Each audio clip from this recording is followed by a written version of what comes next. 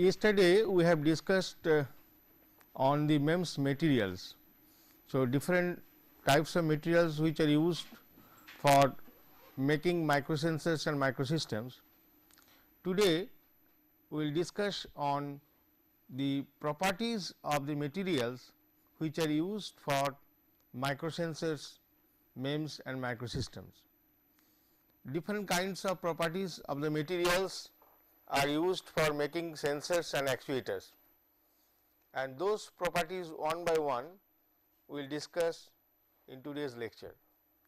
So, now first I will start from the silicon, because in the last class we have seen that different kinds of materials other than silicon also are used in MEMS. They may be ceramics, they may be polymer, they may be composite materials, but among the semiconductor materials silicon is the choicest material for MEMS because of various reasons, and those reasons one by one we will discuss now in today's lecture. So, silicon is a mechanical material and which is having single crystal, and it has got diamond crystal structure. Its density we have seen is equal to aluminum, nearly equal to aluminum, but 1/3 of the steel. So, in that respect the silicon is lighter than steel. In the second point, it hardness. Hardness half of steel and greater than iron, tungsten and aluminum. So, so far as hardness is concerned, the silicon hardness is greater than the iron, tungsten and aluminum. Thermal expansion coefficient is a half of steel. That is a good thing, that is thermal expansion coefficient is not very high. So, now other properties are yield strength 2 times greater than steel, Young's modulus is almost equal to steel, thermal conductivity, that is 1.5 times of steel, deform elasticity, and remember not plasticity. Difference between elasticity and plasticity has been discussed in last lecture. So, the deform elasticity and it has no hysteresis. So, silicon and its derivatives, particularly silicon dioxide and silicon nitride, are some of the best electrically characterized materials in the world. So, in different MEMS structure we take help of these derivatives of silicon, that is silicon nitride and silicon dioxide, and their properties and their characteristics are well known to us. That is one of the advantage in case of silicon. So, other things are mentioned here in favor of silicon, that is it has got excellent mechanical performance and it enables effectively to replace the majority of all other sensing technologies. The existing infrastructure of the mainstream IC industry is available. So, that we will use in case of MEMS fabrication or microsensor fabrication. So, that is why it is very easy to develop products which offer an unmatched price to performance ratio. Performance will be very good and price will be low. So, the ratio price to performance is extremely low in case of silicon because of the availability of the infrastructure, which is very important. If you have to create new infrastructure, then obviously the price to performance ratio will be higher and higher. So, since it is available, so that ratio will be extremely low, that is advantageous for commercial production. So, that is one advantage in case of silicon. The other one is this particular things is based on known characterization of silicon. It can be classified as the best material for mechanical sensor. Silicon mechanical strength is comparable to even higher than steel, but at a lower density and better thermal conductivity. In the last slide I show you its density is lower than iron and its thermal conductivity also very high, compared to 1.5 times of that. So, because of that it cannot generate lot of heat, dissipation is more, and that is advantageous compared to other materials. So, that is desired things. So, these are the favorable points in case of silicon. So, other than those there are other properties also, lack of mechanical or thermal hysteresis. What is hysteresis? I explained in the last lecture. So, that hysteresis is not desirable property of any of the sensor material. Silicon mechanical and thermal both hysteresis are extremely low. Okay, there are another hysteresis I mentioned here, thermal hysteresis, because change of property with thermal energy, when it is thermal energy is withdrawn, so it will retain its original property. So, that is the thermal hysteresis criteria, and mechanical also obviously you know it, I explained. So, if you apply some mechanical pressure or stress or strain, so then property will change. If you release the stress and strain, it will get back its original property. So, that is no mechanical hysteresis. So, those things are not desired things if you choose the materials for making any kind of sensor. So, that is why silicon is one candidate of one strong candidate for making the microsensor, because it does not have either mechanical hysteresis or it does not have any thermal hysteresis.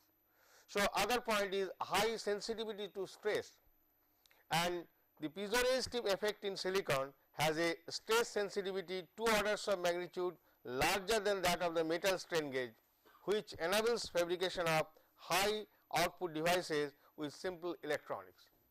Okay. So, that means it is highly sensitive to stress because it has got very good piezoresistive property.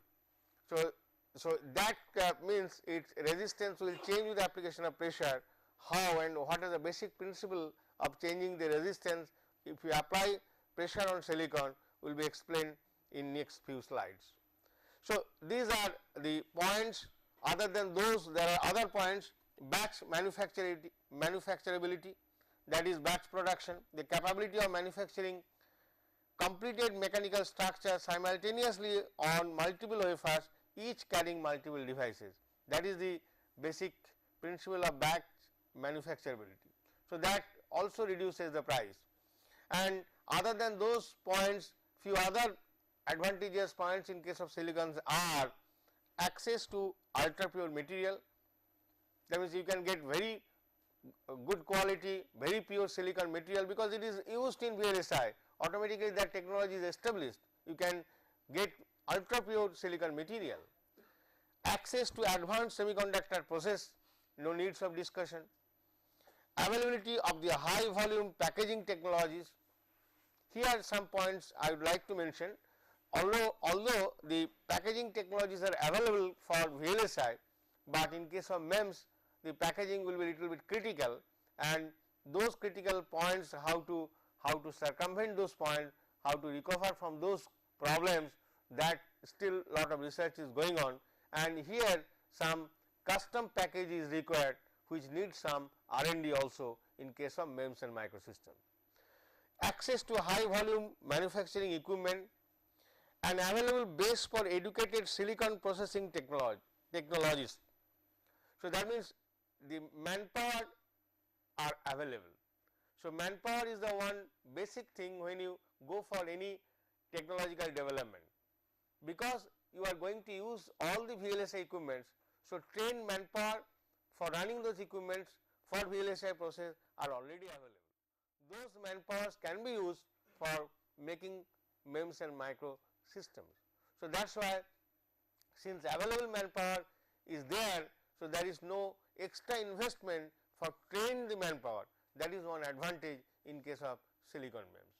So, those points basically enable us to go ahead with silicon MEMS to a great extent. Okay. Now, some mechanical properties of silicon already I discussed, and here since we are going to use some thin films of semiconductor materials along with its derivatives, means silicon dioxide or silicon nitride. So, some of the properties related to thin films is discussed here. There are two kinds of stress, one is extrinsic stress, other is intrinsic stress. So, what do you mean by intrinsic stress? Intrinsic stress means that stresses which is developed inside the single crystal silicon during the growth process. What are those? They may be due to the growth stresses when you are growing the crystal. So, during that time lattice misfit, if there is a misfit between the crystal lattice point, a stress may be developed. Substitutional or interstitial impurities, they will create some stress. Volume changes by phase transformation when you grow the crystal, because of that reason also stress may be developed, and those all belong to the intrinsic stress. What are the extrinsic stress? When on silicon, this is a silicon substrate you can see in the figure, and this is the thin film, for example polyimide film you are depositing on single crystal substrate. Now, you see during deposition in many cases the temperature may be increased. Okay. So, it may be greater than room temperature. Td is the deposition temperature, and here the room temperature is a Tr. So, now when during deposition in many cases the a strain or stress may be developed at the interface, because if you go for deposition more than room temperature, then or even less than room temperature, very low temperature also, in both cases because of the difference of the thermal expansion coefficient of the deposited film and basic substrate. So, there will be a mismatch between the expansion coefficient, and as a result of which a stress may be developed at the interface, and that is basically the extrinsic stress. And normally the Tf means the film we are going to deposit, its thickness is extremely low compared to Ts. So, because of that also sometimes the stress will be developed at the interface between the deposited film and silicon substrate. So, now the if alpha is a expansion coefficient of the film and the alpha s is the expansion coefficient of the substrate. Now, it has been observed. So, when alpha f means expansion coefficient of the film is greater than alpha s expansion coefficient of the substrate, then the developed stress is tensile stress. That example is polyimide on silicon, that is the example, because alpha s in case of the polyimide, the alpha f is greater compared to the alpha s. So, there tensile stress will be developed. On the other hand, if the film expansion thermal expansion coefficient is less than the thermal expansion coefficient of the substrate, example is silicon dioxide on silicon, then the stress developed is the compressive stress.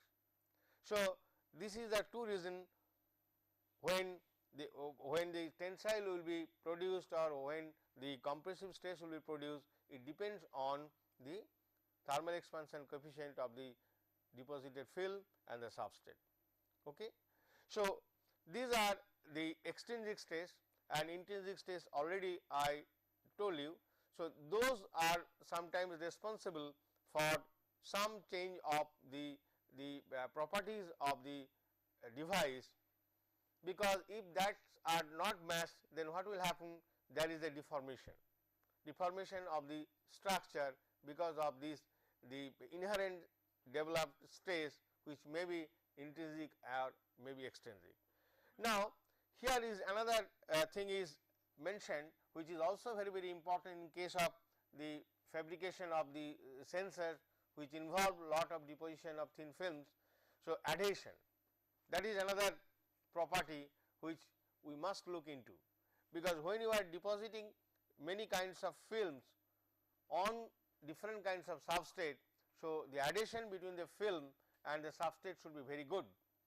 If it is not good, then in the subsequent process those films may peel off.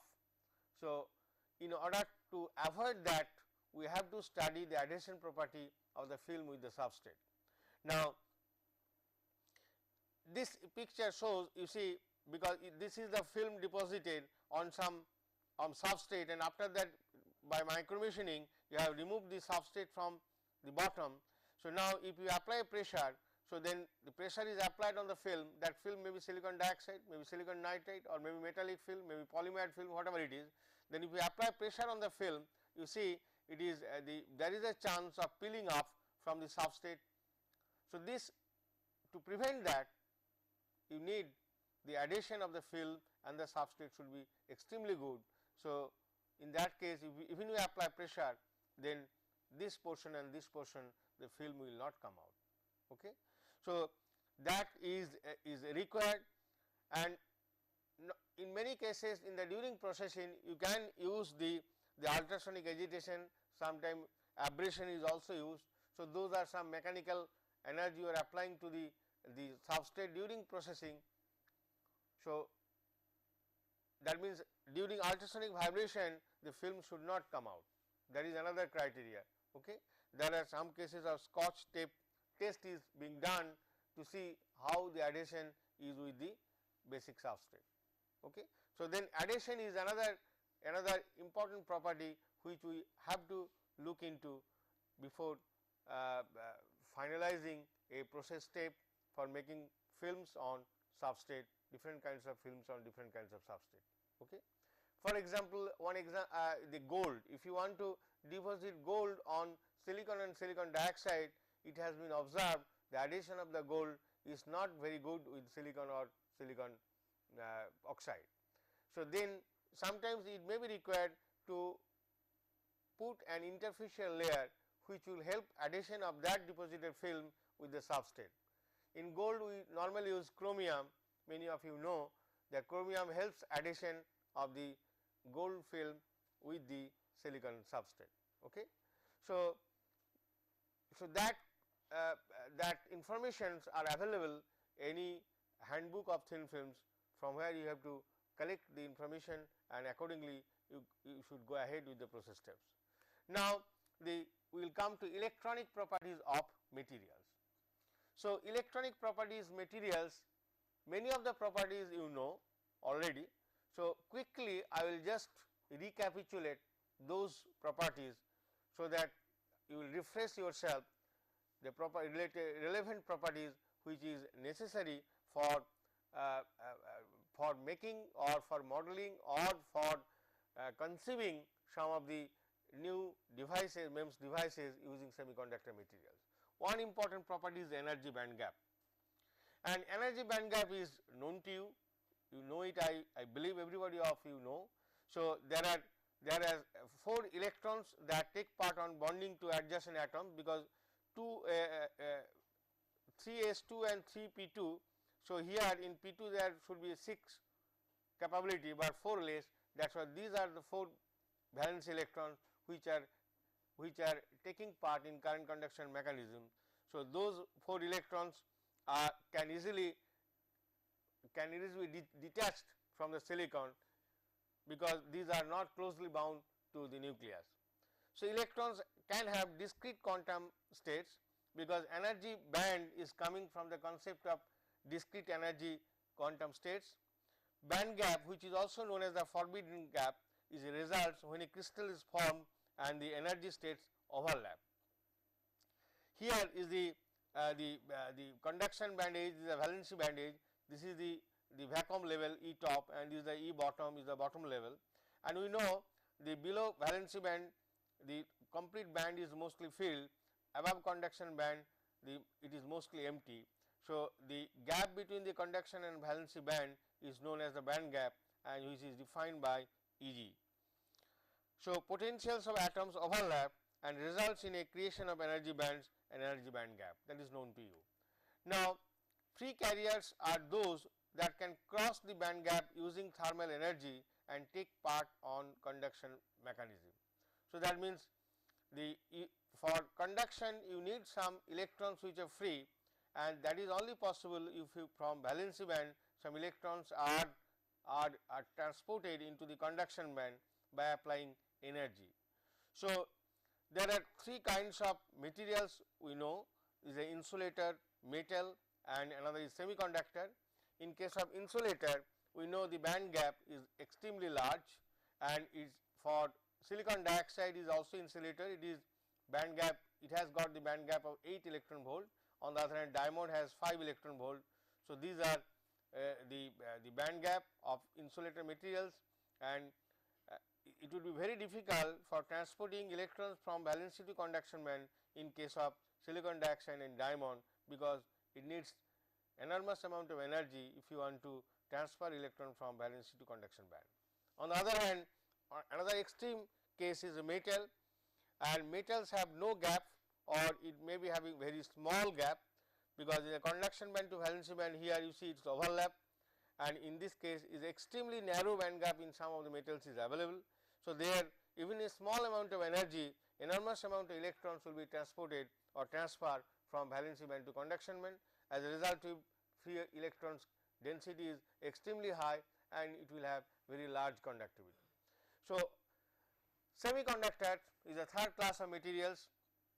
So, here third category of materials, here the band gap in case of silicon is 1.12, in case of the germanium is 0.67 electron volt at room temperature, and on thermal energy the electrons are excited from valency band to conduction band, and those electrons will take part in current conduction mechanism. As a result of the transfer of electrons from valency to conduction band, some vacancies will be created which are known as holes, all of you know. So, in semiconductor, in intrinsic semiconductor, both electrons and hole take part in current conduction mechanism, and in band gap energy levels are quantum mechanically disallowed. Valency band is the highest energy band, completely filled with electrons at 0 Kelvin. On the other hand, electrons can be excited in next empty band which is known as the conduction band. So, these are the definition. So, now intrinsic semiconductor does not have any impurity and conductivity is provided by thermally excited electrons, because there is no impurity is doped in intrinsic semiconductor. So, impurity atoms will not, impurity electrons will not take part in the current conduction, only intrinsic electrons and holes which are available they will take part in current conduction. So, obviously, its conductivity will not be very high. The distribution of electrons over the bands is given by the Fermi function, which is basically equal to F equal to 1 by 1 plus e to the power E minus E f by k T, where E f is the Fermi level energy and k Boltzmann constant, T is the temperature in absolute scale. All these things has already been taught in your semiconductor devices classes. So, Fermi function gives you the probability that an electron state at a particular energy level will be occupied. It explains the behavior of an intrinsic semiconductor. Fermi level lies within the valency band in a metal. In a metal, Fermi level will be in the valency band, because valency band and conduction band overlap in case of metal. So, obviously, it will be within the valency band. So, now these are the picture, the probability of electron in the conduction band and probability of jumping the electrons from valency band in the conduction band is shown in the 3 diagram. One is a 0 Kelvin, here is a temperature is little bit more than 0, and here temperature is large compared to 0 Kelvin. So, you see at 0 Kelvin in conduction band there is no electron, but if you increase the temperature from 0 Kelvin to a certain extent, so small amount of electrons will be jumping to the conduction band. So, as a result of the probability which is a Fermi function, because of the Fermi function you will have the probability of very small probability of electron in the conduction band, but at the same time if you increase the temperature medium to high, so a lot of electrons will jump, and you have seen here the probability of occupying states in the conduction band will be larger, as a result of which the conductivity also will be higher. So, now I will discuss on the extrinsic semiconductor. Extrinsic semiconductor, here you have to dope some extrinsic impurity materials, and because of doping of the material, if you dope impurity atoms which has got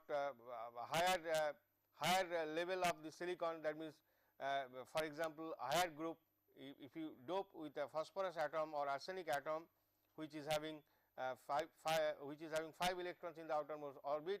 So, obviously, if it replaces a silicon there, so then one extra electron is available for conduction.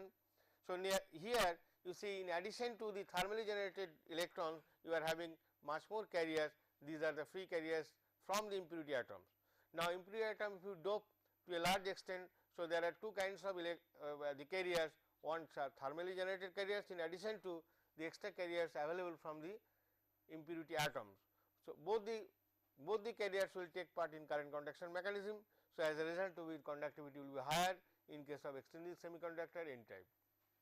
On the other hand, if you look into the p type semiconductor, then the dopant atoms are obviously the valence electrons will be less than the silicon, either group 3 elements will be doped there, boron or aluminum or indium may be doped there. So, there the valence electrons is one less. So, obviously, one vacancy is created if a silicon is replaced by a impurity atom. Okay. So, now those vacancy will be filled by some extra electron which is available because of thermal generation.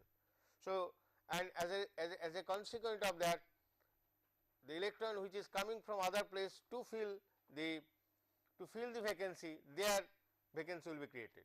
So, as a result of which there is a movement of the vacancy and you will have some current in the semiconductor material.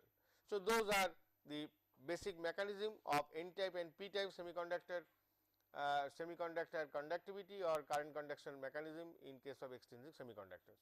Now, another important property of the semiconductor is the mobility. Okay. So, mobility is defined as the dip velocity of the carriers per unit potential gradient. So, it is denoted by the term mu and its unit is centimeter square per volt second. So, now there are lot of phenomena which changes the mobility property. One is the doping concentration.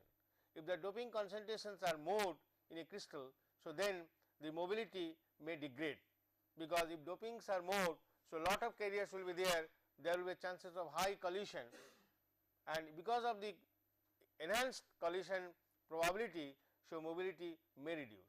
So, high concentration extrinsic semiconductor, in some cases mobility degrades. Okay. And basically in that case it is a measure of the ease of movement through a lattice. If the collisions are less, so mobility will be higher. Okay. Electrons will have higher mobility than holes owing to the lower mass of electrons. That is why in case of N type semiconductor, the mobility is very high compared to the P type semiconductor. Electron mobility is higher than hole mobility, we know it, because electron will have lower mass. Mobility is a function of crystal quality, material defects, interface quality, doping density, stress and temperature. These are the various parameters which changes the value of the mobility. Okay. And now, resistivity, that is another important property, and that is also known to you. Resistivity in a semiconductor bar is given by rho into L by A, where L is the length of the semiconductor material and A is the cross sectional area. So, rho is the resistivity. On the other hand, R is given by rho into L by A is given by W into T. So, rho L by W T, and 1 by rho, which is basically the conductivity, is given by Q into mu n plus mu p, where mu n and mu p are electron and hole mobility, and n and p are electron and hole concentration, Q is the electronic charge. Mu decreases with increasing scattering events.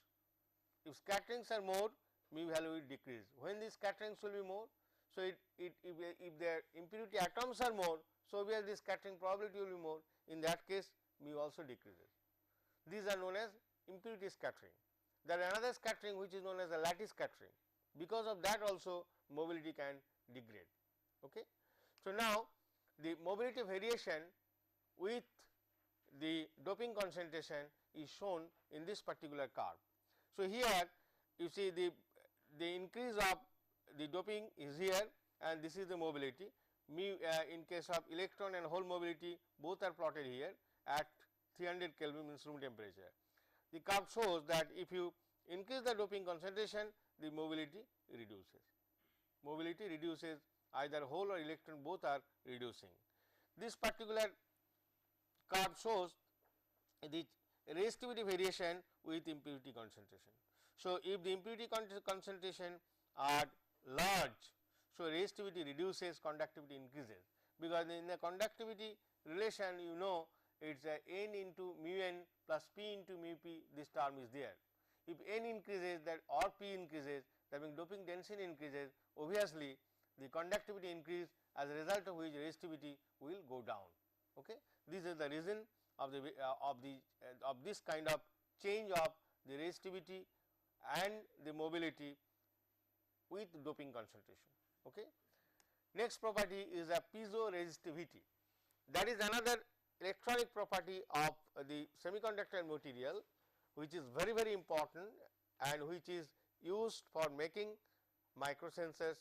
Either it is a many kinds of microsensors, MEMS microsensors, like the pressure sensor or gyros or accelerometer.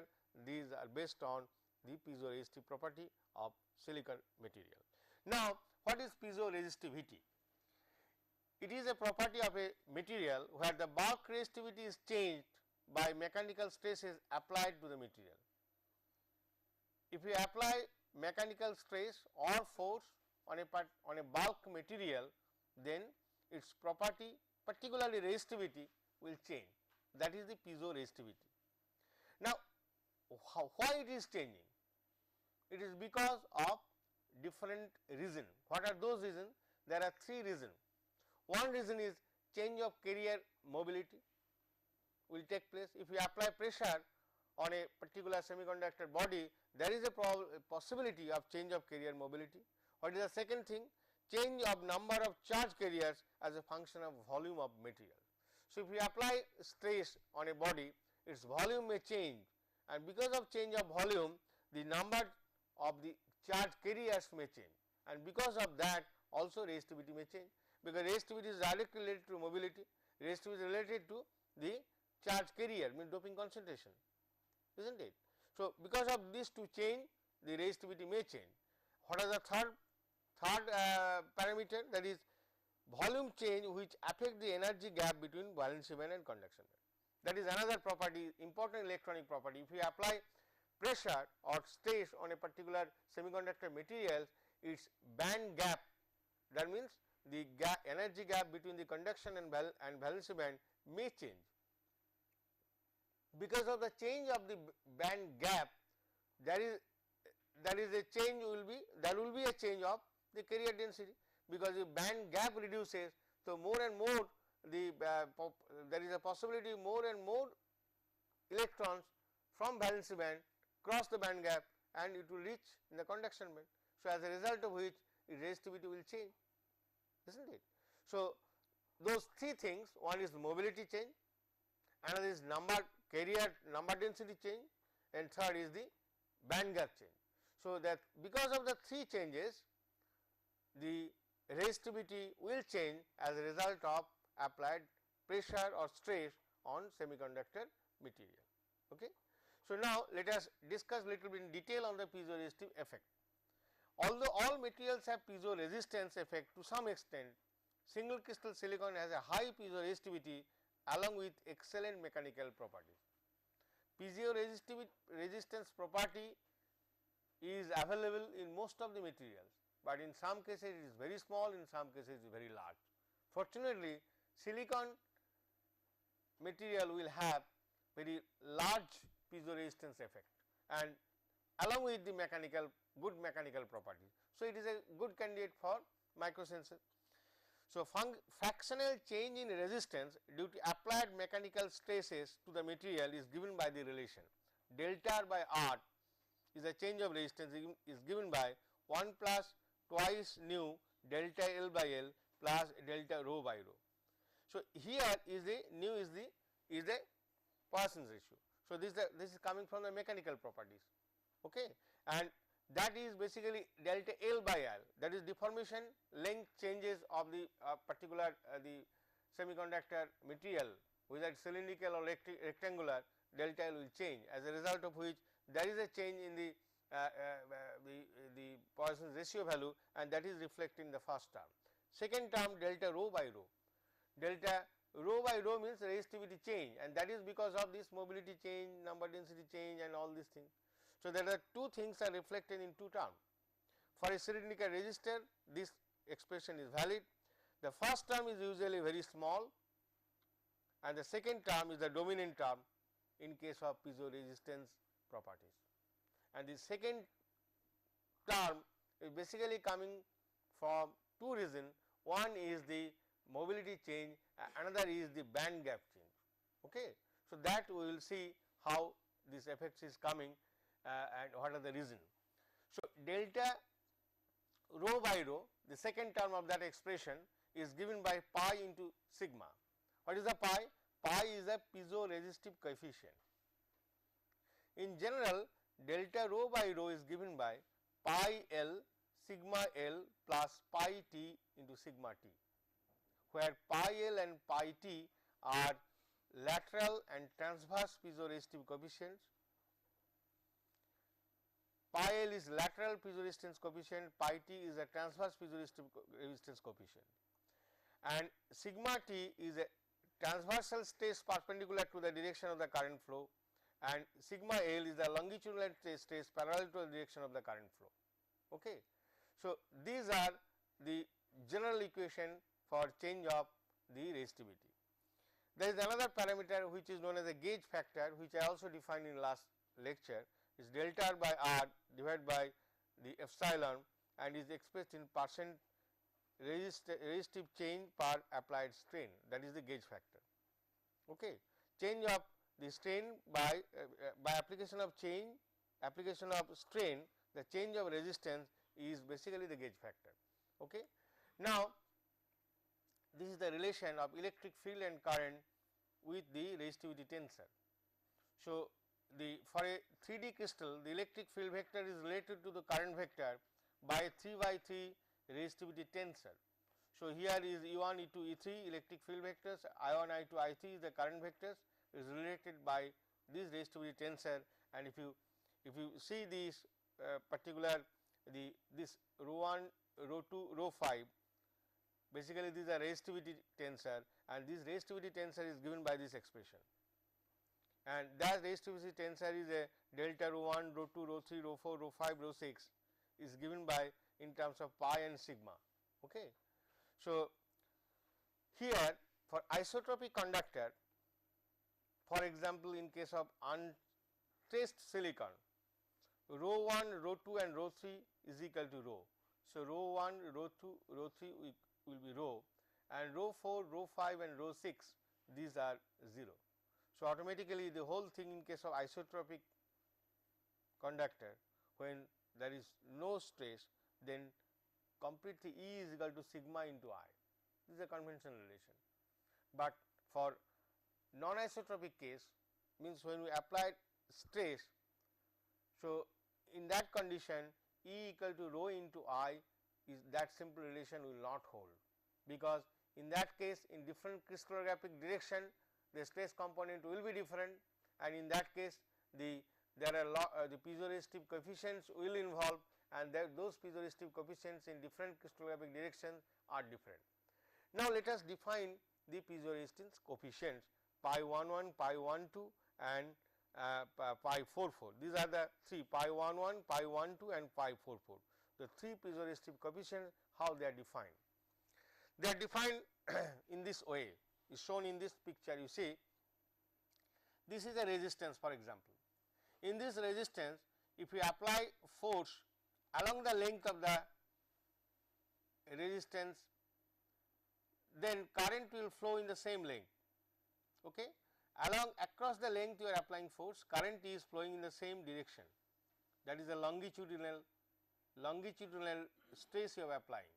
On the other hand, the second picture, the force you are applying, current is flowing perpendicular to that direction. You are applying force in this direction. So, current in the same way along the length of the resistance. So, this is known as a transverse effect. Total delta R by R is given by pi L sigma L, pi T sigma T. Pi L means longitudinal effect, pi T is the transverse effect.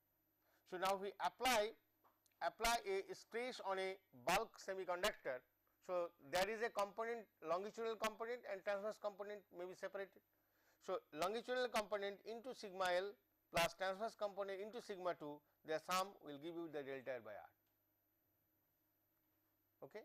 Now, definition is given here, delta rho by rho is given by 0.5 pi 11 plus pi 12 plus pi 44 into sigma L plus pi 0.5 into pi 11 plus pi 12 minus pi 44 into sigma t. Okay. Now, the pi 11 is the piezoresistive coefficient of coupling for E and J along the same crystallographic direction E and J. J is the current, E is the field.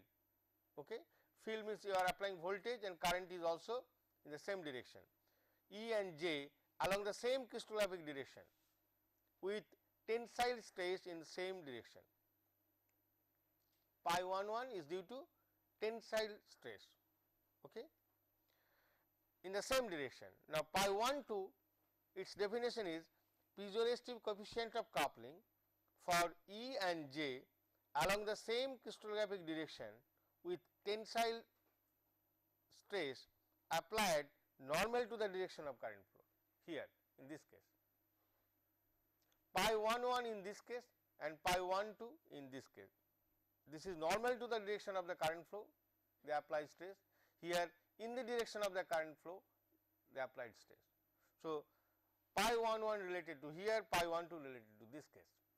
Now, what is pi 44? Pi 44 is the piezoresistive coefficient of coupling for E and J. J is the current density, is the field. For E and J normal to each other and in applied shear stress.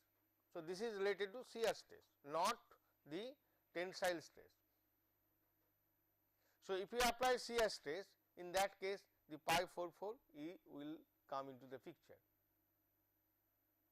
Here the pi 11, pi 12, pi 44 definition is given and there is a little bit differences among these values of pi 11, 12 and 14. In some cases pi 11 and 12 is predominant, in some cases pi 44 is predominant, and that is also dependent on the type of the crystal, whether the crystal is p type silicon or n type silicon.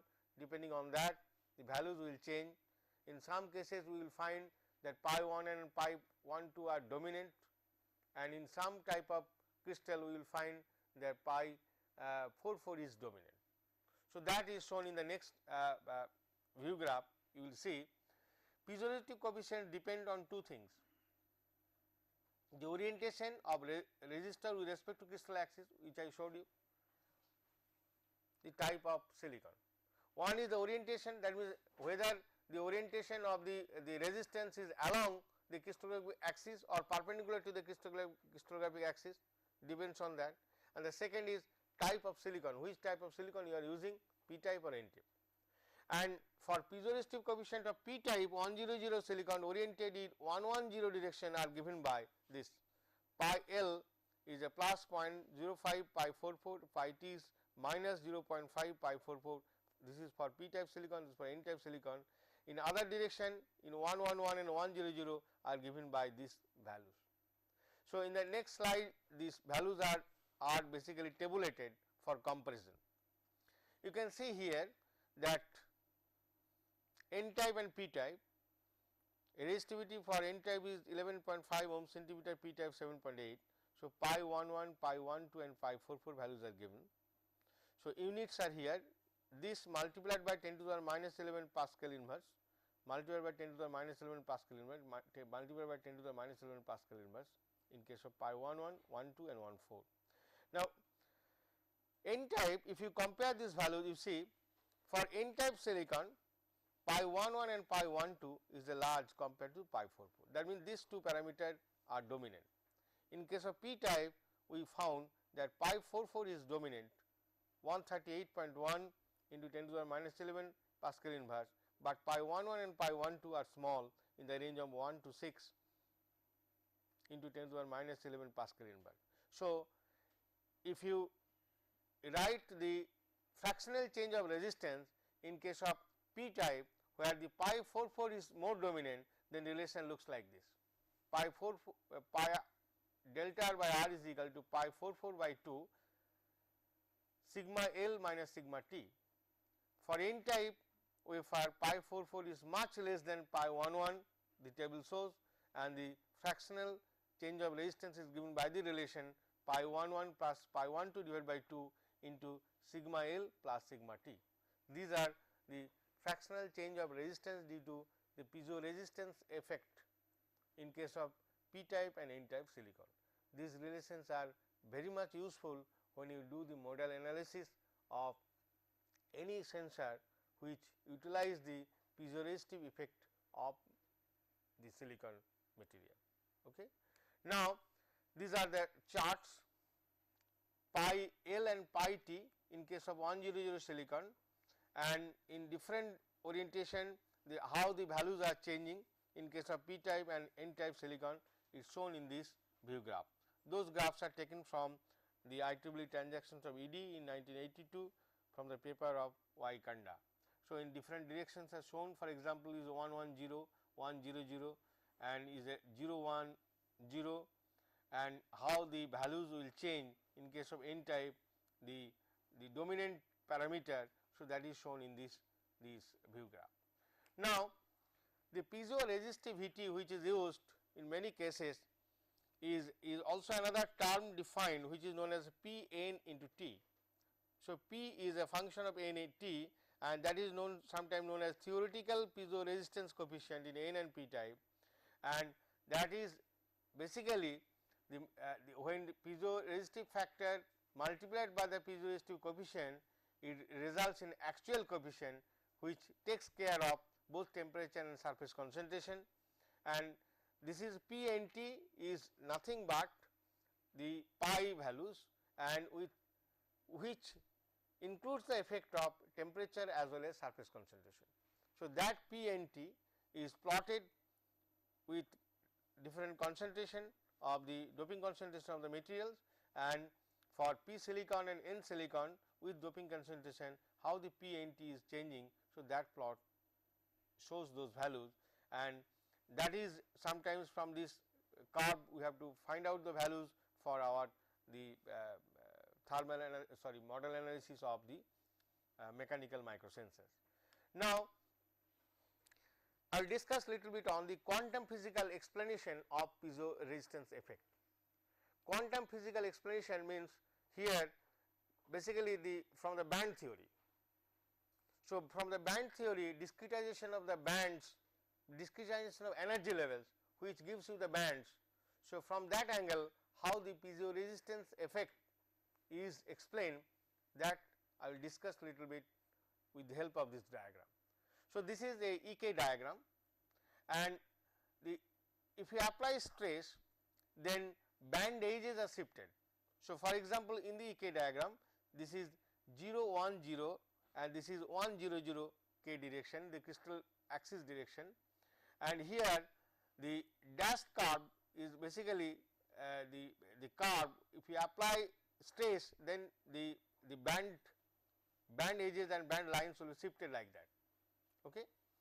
And here in this EK diagram, in a case space you see there are one is known as a traction. Traction is this axis, means which is elongation. Okay. The traction axis is 0 1 0 and compression axis is 1 0 0. 1 0 0 is the 0 1 0. Okay.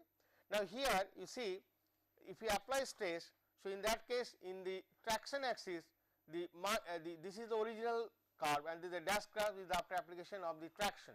So, then it has plus delta is shifted upwards.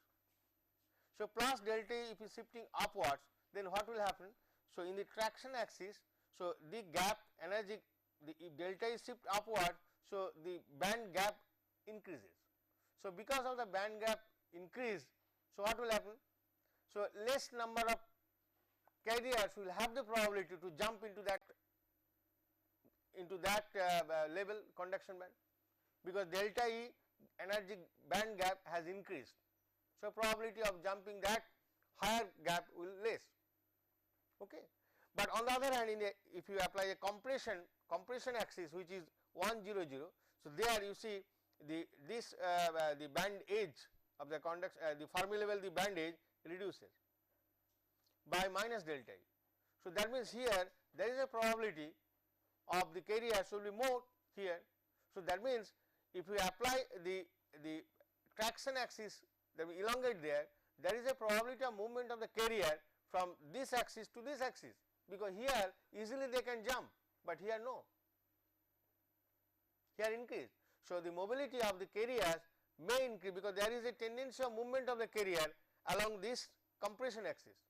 So, as a result of which here mobility will increase. Mobility increase means piezo resistance will decrease, conductivity will increase, but here the opposite. So, these are the explanation of the quantum physical explanation of the piezoresistance effect. Now, there are certain points. This model is known as many valley model. What I explained is narrated in this few points, which you may go through. So, anisotropic stress condition changes the relative energies and hence the population in these valleys. Why I just explained why the population will increase. Traction in a valley direction removes electrons from the valley and transfers them to valleys lying normal to the traction. Normal to the traction is the compressive, this 100 that I explained. Compression has the opposite effect. Okay. The energy decrease minus delta E in 100 helps more electron to enter in the conduction band, minus delta E helps more electron in the conduction band.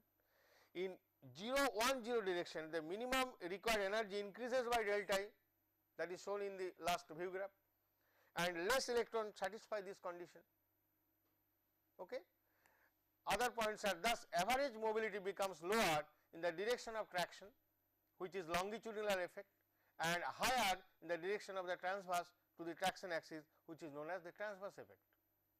The more the trace in the lattice destroys the symmetry of the valley structure, the larger the piezoresistance effect produced. Another observation. Third observation is, in N type silicon, the valleys are aligned to 100 axis and the trace in this direction significantly disturbs the symmetry, and so pi 11 is the largest coefficient for N type silicon. There is a reason why for N type silicon pi 11 is the largest. Other hand, for P type silicon pi 12 and pi 11 will be higher than that, pi 44. So, that is because of this reason. For P type silicon, many valley model is found to be less accurate. Doping concentration in N silicon should not be chosen too high in order to keep a reasonably high gauge factor.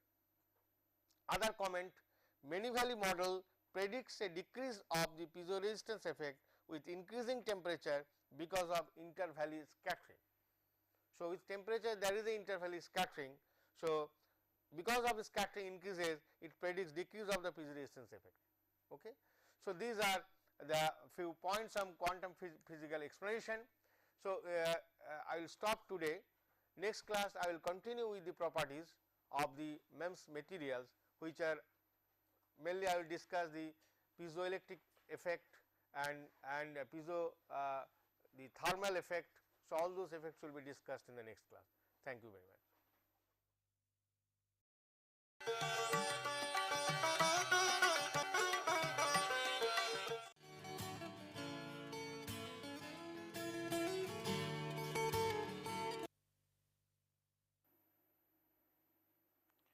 In my last lecture, I was discussing on the MEMS material properties.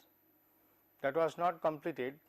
So, today for some time I will discuss on the same topic, that is MEMS materials properties, and after that I will switch over on to different subject, that is microelectronics technology, which is used for MEMS. So, let us now continue the last lecture, which is MEMS material properties. So, today I will discuss on different properties which I discussed in last class. Those are piezoelectric property of the materials. So, piezoelectricity is understood as a linear electromechanical interaction between mechanical and the electrical state in crystal without a center of symmetry. Those crystals which does not have center of symmetry will show the piezoelectric property.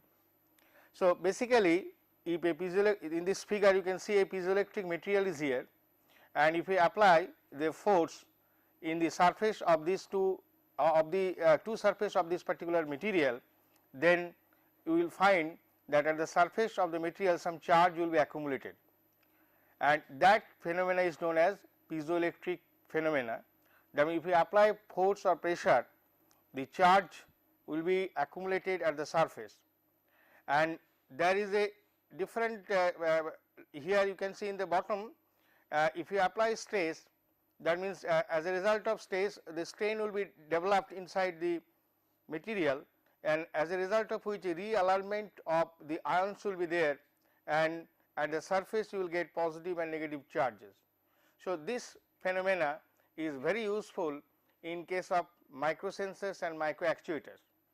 There are two type of piezoelectric effect, one is known as direct piezoelectric effect and another is known as converse piezoelectric effect.